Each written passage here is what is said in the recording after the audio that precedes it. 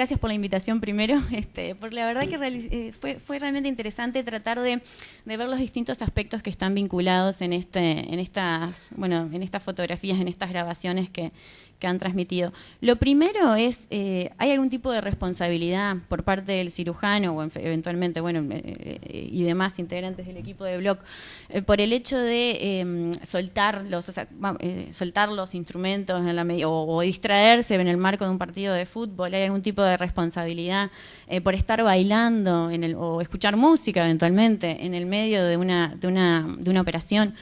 Eso fue como se afecta la relación médico-paciente quizás, o sea, después ahora vamos a estudiarlo, vamos a analizarlo específicamente. En segundo lugar nos centramos en el derecho a la imagen, o sea, hay una afectación del derecho a la imagen, evidentemente, tanto del paciente como del cirujano, ¿verdad? O sea, las personas intervinientes. Bien, y constatado esto, pasaríamos a un tercer, y analizado desde el punto de vista jurídico esa situación, pasaríamos a un tercer bloque, digamos, que es qué medidas tienen para el caso de que eso suceda y que grabaciones de este estilo lleguen a las redes sociales. Bien, lo primero... Sí. Antes de empezar, capaz que hacer una apreciación. Hoy se comentaba, y con razón, que en realidad hay un vacío legal sobre todo este aspecto de las redes sociales. Eso es cierto, pero también es bueno hacer una aclaración. La normativa existe, o sea... La gran mayoría de estas situaciones tienen una solución jurídica en nuestro ordenamiento en el día de hoy. Lo que pasa es que obviamente no están previstas para el mecanismo o la vía que es la publicidad en las redes sociales. Eso obviamente no existía y por tanto no se encuentra previsto. Pero sí el sistema admite, por las propias normas que lo rigen, de que esas soluciones se extrapolen a las redes sociales. Es decir, que si bien no está previsto una ley, por ejemplo, que diga en las redes sociales hay que hacer esto, sí hay una ley de prensa, hay una ley que establece los derechos a la imagen, hay una ley que establece la responsabilidad en el Código Civil, hay un montón de conjuntos normativos que son aplicables a todo el universo, dentro de ellos a las redes sociales.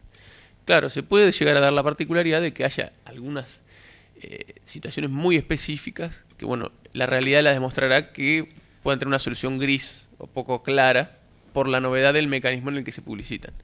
Pero si uno hoy se encuentra con alguna de estas situaciones planteadas, que de hecho después vamos a hacer referencia, nosotros le podemos encontrar una normativa aplicable, ya sea expresa o analógicamente, de lo que hoy ya existe en el ordenamiento jurídico, ¿no?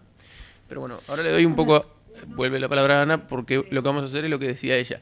Vamos a analizar algunas de esas aristas de este tema que es muy amplio, porque recorre aspectos del derecho que tienen que ver con el derecho laboral, con el derecho civil y lo que tiene que ver con responsabilidad civil, con el derecho penal, difamación e injurias, y con lo que tiene que ver la publicidad en los medios de comunicación. O sea, corta horizontalmente un montón de materias diferentes dentro de lo que es el derecho. Sí, o sea, lo primero que vamos a analizar es cuál sería, ¿existe algún tipo de responsabilidad del cirujano en este caso frente al paciente quizás por generar algún tipo de peligro en el marco de esa operación? Y en principio tendríamos que sostener que no. ¿Por qué? La obligación de los cirujanos, la obligación de los médicos es una obligación de medios, no de resultado. ¿Esto qué quiere decir? Ustedes no se obligan a sanar a la persona, así como nosotros no nos podemos obligar a ganar un juicio.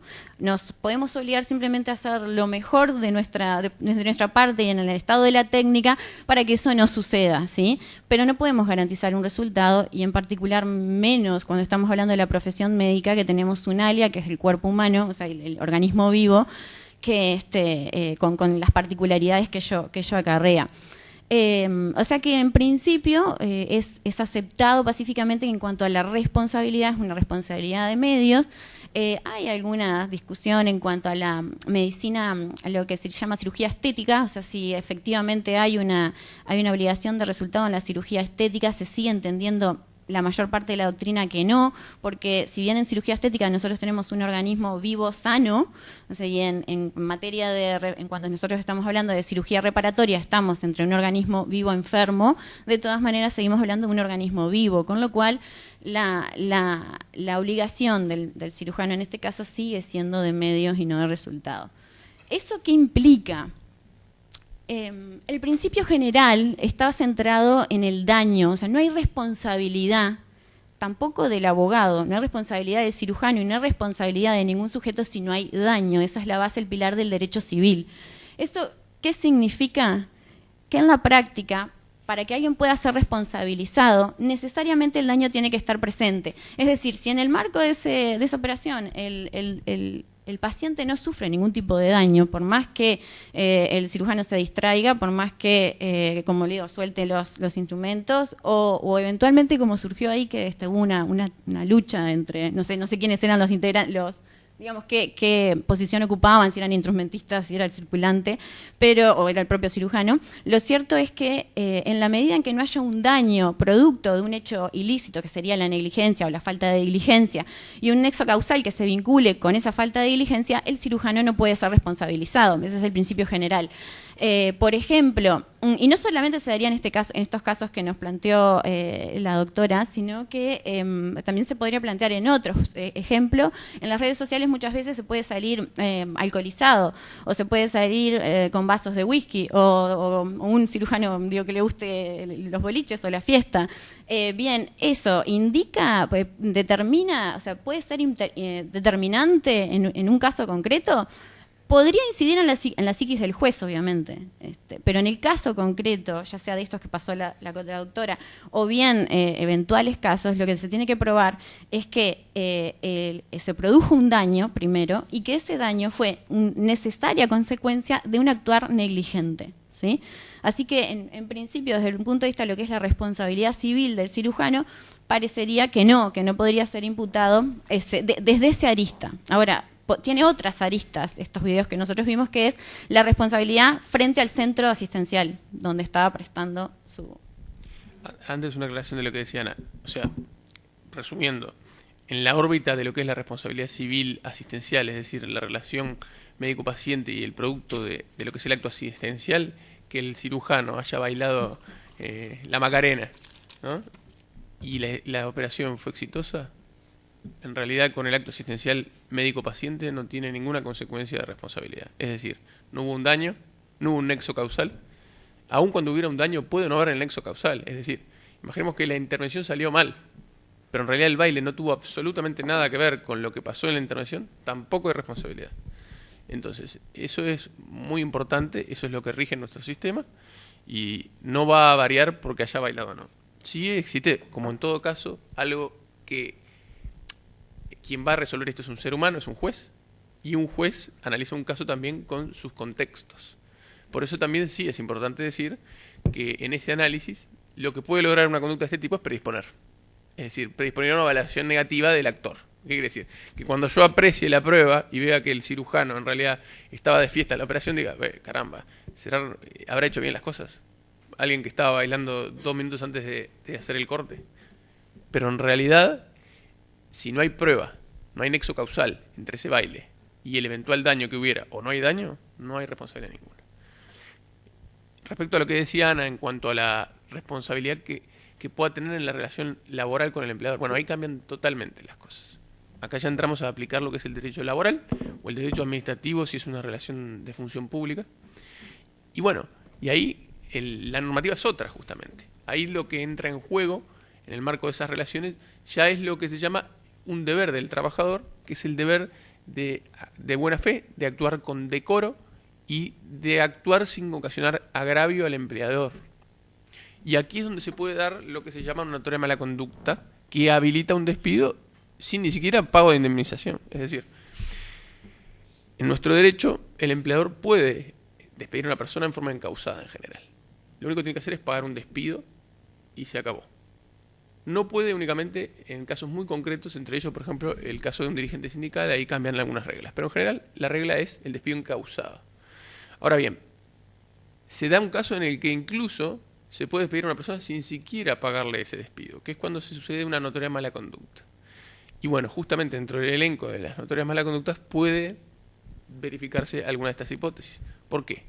Porque si toma estado público, pongámosle, o aun cuando no toma estado público, si se entera el empleador o toma conocimiento del empleador y tiene la prueba para demostrarlo, como puede ser cualquiera de esos videos, fotos o lo que fuera, en realidad sí se puede sostener que el trabajador lo que generó fue una disconducta, fue una conducta que no se condijo con su actuar profesional razonable o diligente, y que además es un potencial daño al empleador, porque si esto toma conocimiento de Estado público, no caben dudas que también entra en juego el prestigio institucional. Imaginemos una mutualista, por ejemplo, y obviamente si sale que en el blog del CASMU se ponen a bailar, bueno, eso le ocasiona claramente un perjuicio a la institución y por tanto también habilita no solo al despido. Yo podría ir hasta más lejos y ya ir a la órbita civil de hasta habilitar hasta un reclamo personal contra el médico por ese daño, porque le ocasionó un daño hasta patrimonial que podría llegar a ser cuantificable a la institución.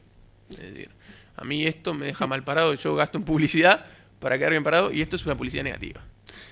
También, o sea, eventualmente habría que ver la situación del cirujano en particular. Si fuera, por ejemplo, un socio cooperativista, quizás también tenga algún tipo de responsabilidad a nivel estatutario y, por tanto, sería pasible de una sanción. O sea, se me ocurren distintas hipótesis. Depende de la situación del cirujano y cuál es su vínculo con la institución para poder determinar qué tipo de sanción se podría llegar a aplicar. Lo cierto que en principio no responsabilidad civil, o sea, quizás sí de otro tipo frente al centro institucional. En la misma línea, a ver, todos son diferentes cuerpos normativos, depende del tipo de relación que uno tenga con el empleador. También está la situación de los arrendamientos de servicio, pero la conclusión es que en cualquiera de ellas, siempre este tipo de acciones va a poder generar una medida del empleador legítima. Bien.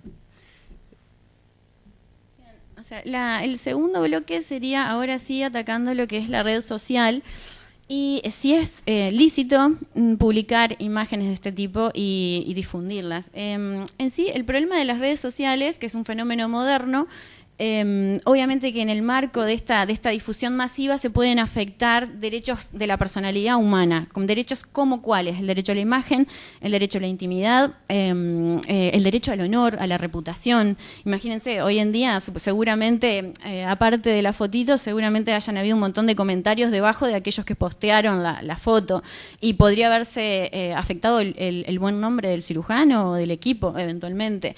Bien, en ese sentido la Constitución uruguaya recoge la protección de los derechos inherentes a la personalidad humana. Es decir, lo primero que tenemos es que hay una consagración en la Constitución uruguaya, en el artículo 72, por la cual se entiende que todos estos derechos están protegidos. Ahora, ¿qué implica esa protección? Ahí es donde quizás tenemos una regulación no orgánica, sino dispersa en distintas leyes. ¿Por qué? El derecho a la imagen como tal, el derecho a la imagen, está regulada en una norma de derechos de autor, que es la 9.739, no importa el número, pero lo cierto es que hay dos artículos que refieren a la imagen, es decir, en una obra, ¿qué sucede si se retrata a una persona? ¿Y qué pasa si, además de retratarse, se difunde esa obra? ¿Cuál es el principio que está sentado en la ley? El del consentimiento. O sea, tanto para retratar a una persona, es decir, para tomar la imagen de la persona, sea una foto, sea un retrato, sea lo que fuere, así como para difundir esa imagen, el principio es el del consentimiento. Se requiere el consentimiento de la persona o de lo contrario estaríamos ante un ilícito, ¿sí? Estamos violando una norma, tanto constitucional como legal. Ese sería el principio general, así que si tendríamos que transmitirles una sugerencia, sería recaben el consentimiento del paciente. En el caso de imágenes tomadas, ya sea para conocimiento, para dentro del marco médico, o sea, académico, científico, o no, siempre, porque ¿qué pasa? Uno puede pensar, bueno, yo subo la foto a la red social, es una red social quizás de un núcleo determinado de médicos, pero sin embargo eso puede circular hacia otros foros y uno no puede dominar una vez que sube la noticia. Bien, para quedarse tranquilos, en principio tendrían que tener el consentimiento. Ahora, el segundo aspecto es que la imagen tutelada es la imagen visible, reconocible de la persona, ¿sí? ¿Eso qué implica? Que si en principio no se puede reconocer al sujeto, en teoría escapa de la protección legal y constitucional. Es decir, si uno sube una foto donde el sujeto no es identificable, en teoría no debería, o sea, es una excepción a recabar ese consentimiento en la medida en que no es necesario, porque no se sabe de quién se está hablando, o sea, la persona no se puede fácilmente identificar. ¿Cuál es el problema jurídico? ¿Qué implica, o sea, fácilmente identificable? O sea, ¿cómo sabemos? Si tienen, como dijo la doctora hace unos minutos, o sea, si tiene un tatuaje, si tiene un lunar, si tiene una mancha, identificable por quién, por unos pocos, por muchos, identificable en el medio. Quizás no hay ninguna mancha particular, pero sin embargo, en el marco o por el médico que sube la foto o sube la grabación, se puede deducir quién fuese la persona. Entonces, como más allá de que el derecho a la imagen protegible es el derecho a la imagen reconocible, dado que saber cuándo es o no reconocible es equívoco, siempre la recomendación es recojan el consentimiento. O sea, busquen el consentimiento del paciente, tanto para retratarlo como para difundirlo. Quizás en la difusión incluso se puede plantear de que no, en esa difusión o en el propio retrato, que no sea reconocible porque quizás el paciente no quiere que se lo reconozca. Pero en cualquier caso la recomendación debería ser esa, ya que saber cuándo es o no reconocible es un tema eventualmente que puede ser discutible, ¿sí? Bien, un segundo.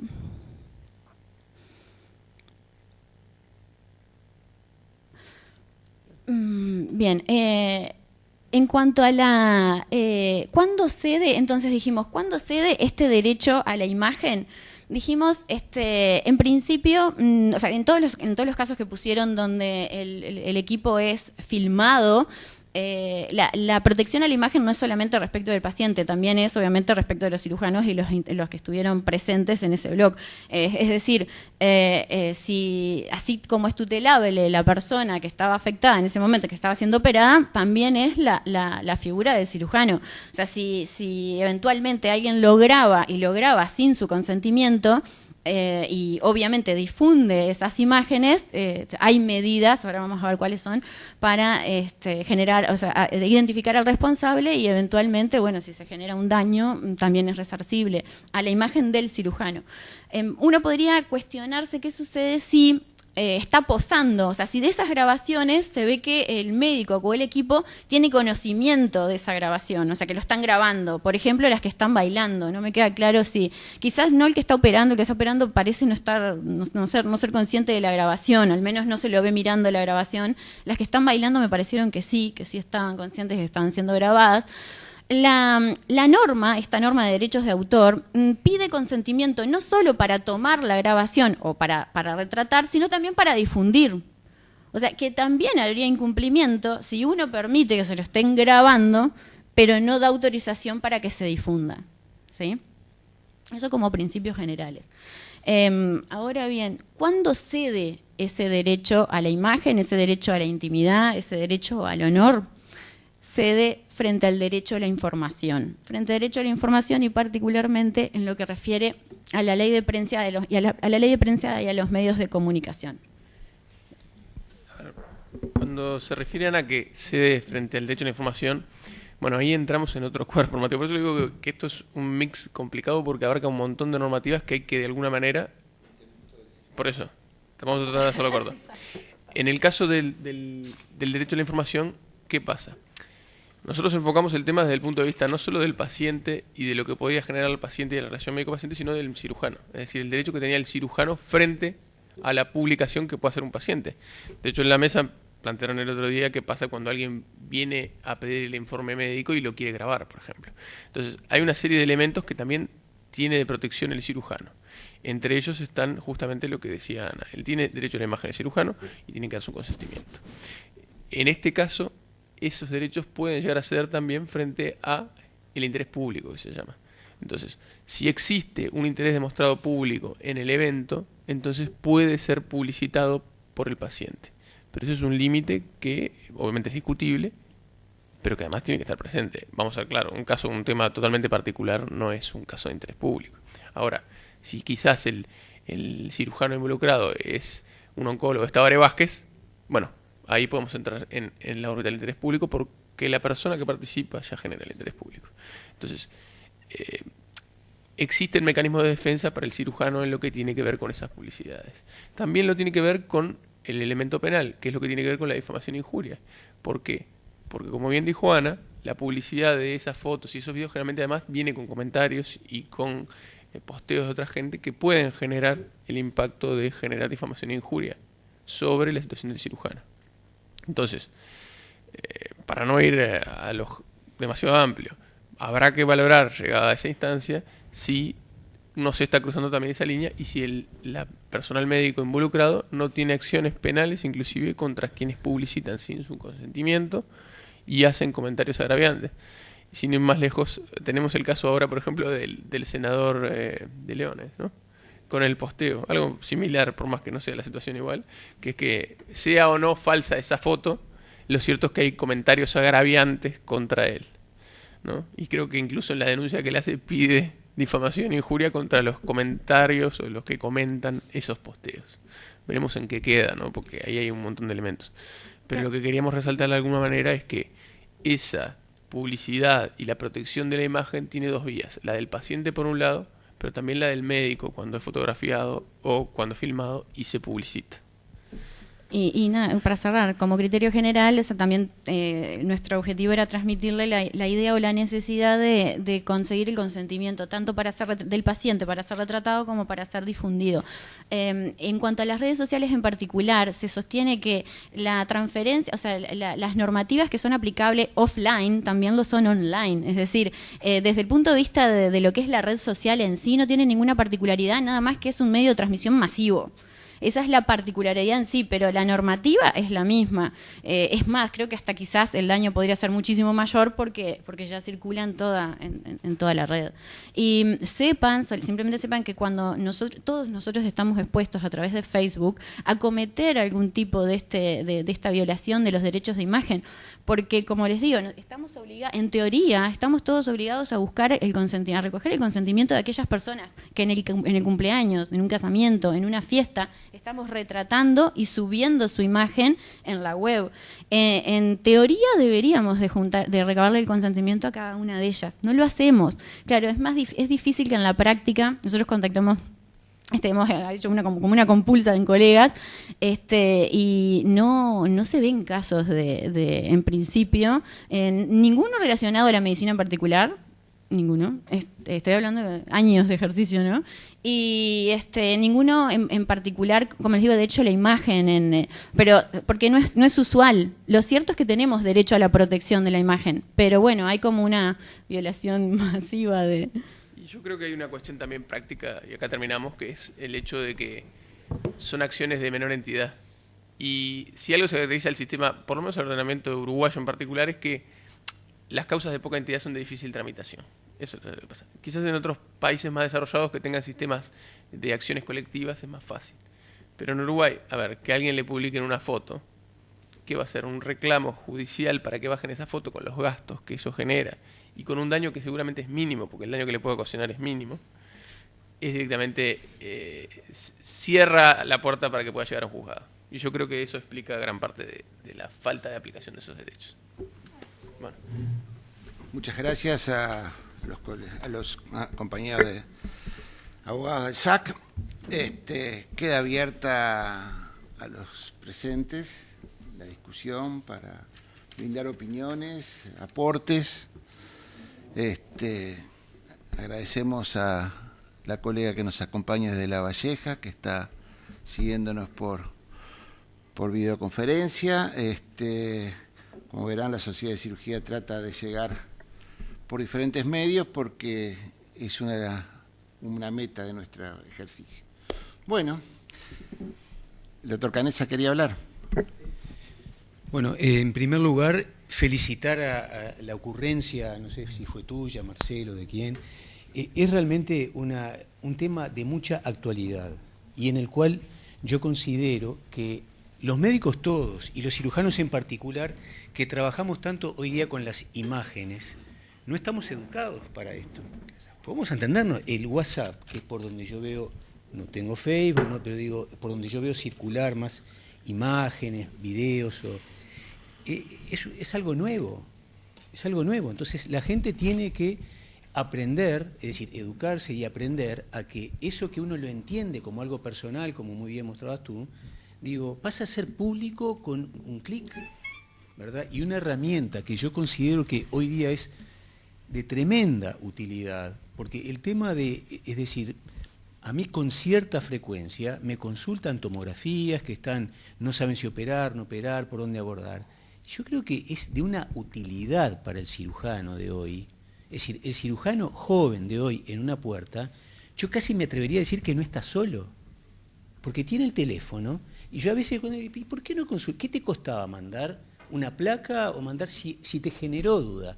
No si no te generó duda, son profesionales, ¿verdad? Que digo, pero si te generó alguna duda, ¿por qué te costaba mandar una imagen? Pero una opción, si hoy es instantáneo, y el que no lo quiere recibir lo pone en modo avión y ya está. Entonces, yo creo que de ahí, como decía muy bien tú cuando exponías al principio, ¿verdad?, a pasar a que eso se haga, salga de la esfera profesional, es muy fácil, es muy fácil. Y lamentablemente no estamos educados para eso, por lo menos creo yo. Entonces, esto abre los ojos, y abre los ojos sobre todo, no a los veteranos como yo, digo, a la gente joven. A la gente joven, que a veces es solamente mirarlo en una guardia delante de gente que no está en la cirugía y cometer, ¿verdad?, una falta en la confidencialidad que es elemental para el paciente. Yo creo que una cosa son los problemas de la confidencialidad, ¿verdad?, como mostraron muy bien, y otra es ya esos videos que capaz que si alguien está en el blog y hay un contexto especial, de, yo que sé, que alguien cumplió años, cualquier cosa que es intercurrente, que no tiene nada que ver con la cirugía, pero al que lo ve en la pantalla, es una cosa brutal, ¿verdad? Porque si bien yo entiendo perfecto, tiene que haber un nexo entre el acto médico y el daño, todo bárbaro, pero eso es un disparate, ¿verdad? Porque eso afecta al profesionalismo médico, porque si eso lo muestran en un ambiente donde no hay médicos, donde hay otro tipo de profesional, desprestigia tremendamente a la clase médica. Entonces, el tomar conciencia de eso, porque incluso no hay un nexo entre el daño, pero vamos a entendernos, la cirugía necesita de un mínimo de concentración, hasta en la más común de la cirugía, vamos a ponerle la hernia inguinal, una distorsión anatómica está en la base de seccionarle el deferente de repente a un hombre joven, ¿verdad? Que el día de mañana puede ser un reclamo, ¿no? Si tiene un problema para... En fin, lo cierto es que eso, es decir, requiere un mínimo de concentración ¿verdad? Y que yo creo que es parte de la diligencia que se merece el cirujano para con el paciente. Entonces, a mí realmente me causó una impresión muy importante esos 3, 4 videos que yo no había visto ninguno, pero es brutal, verlo así desde afuera es brutal. Entonces dice uno, ¿cómo incurren en faltas? Yo creo que al profesionalismo médico, no ya al cirujano, al médico. En fin, yo realmente lo felicito porque creo que esto es para trabajar, para adelante, ¿verdad? Porque de pasar, como muy bien tú dijiste, esa línea borrosa de entre lo que es estrictamente profesional a lo que es contar una anécdota, ese límite, ¿viste?, queda ahí en el borde. Y esto creo que sirve para eso, para abrirnos los ojos y ser más profesionales, ¿verdad?, con respecto a la utilización de imágenes, ni que hablar de videos, ¿no? Porque las imágenes existen ¿verdad?, desde siempre en la cirugía, pero ahora pasaron al ámbito público, no escaparon, como dijeron ahí, desbordaron al ámbito profesional. O sea que lo felicito. Sigue abierta la discusión. ¿Nadie más quiere opinar? Bueno, entonces yo me voy a permitir felicitar a los expositores, porque realmente lo hicieron muy bien, muy bien. Felicitar a los asesores que nos aportaron datos que nos hacen pensar mucho, y le pregunto a los autores si quieren agregar algo, algún comentario, algún aporte, si de todos, seguramente en los próximos días van a recibir comentarios de todo tipo.